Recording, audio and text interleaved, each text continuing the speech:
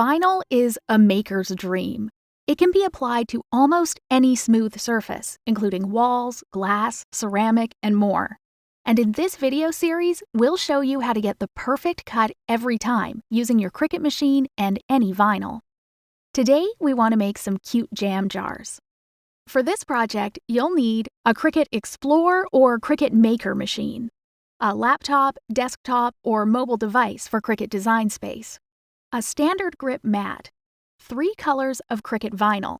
We're using linen, grape, and rose, transfer tape, a weeding tool, a scraper, a pair of scissors, and a jam jar. Here's how we found this project. From the search bar, we used the pull down to filter by material, and then used keyword jam. This project details page gives us all kinds of useful information, like difficulty level, materials, and assembly instructions, to name just a few. If you want to make any changes to a ready-to-make design, all you have to do is click Customize, and Design Space will load the project onto the canvas, where you can alter as inspired.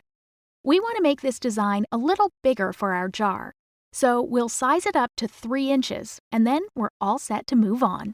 In the next video, we'll prepare our mats and cut our vinyl with our Cricut machine. See you there!